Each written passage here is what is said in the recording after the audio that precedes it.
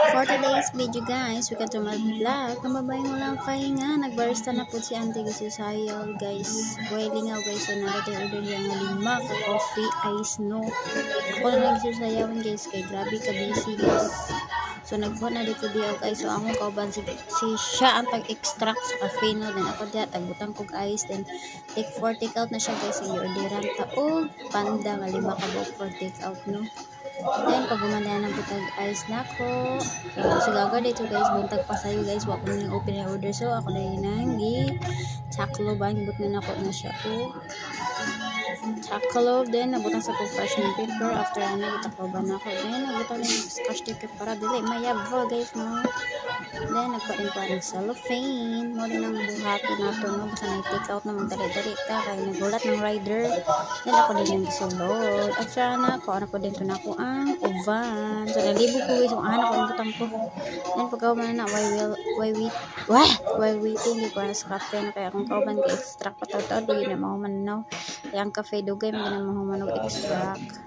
So, kung po ng kauban guys, kitchen to siya guys. So, nibalik na ko guys. So, wala pa kaya guys. Pagbalik na ko na guys. So, muna na akong ganap for today's video guys, no? So, ang kauban may extract siya ng cafe guys. So, ako while waiting guys, kaya ang rider gahulat na. So, muna ang ganap daw. So, pagkabuntag yun na guys, busy na yun guys. So, wapan may open na nag-ordera na ako na yung espresso pag guman. Bali ka na po nato itong ibuhat. Ang gatag parchment paper, takbo banda din, scotch tape na yan. Pero nga nato kapsing mayabo.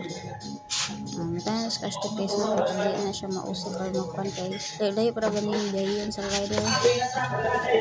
Ito na sunod diha.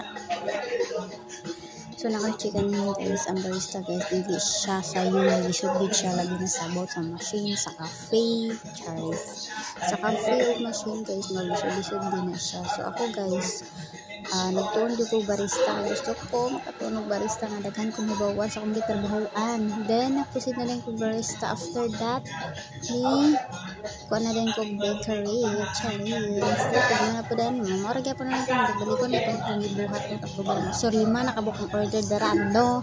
So, ako ulit ng kauban. So, mo itong hit sa bakery mo. So, sayo siya, ganyan dito kay music. So, while akong gabutang na ko just for take out. So, napamay kulas mo na po today's video. Thank you.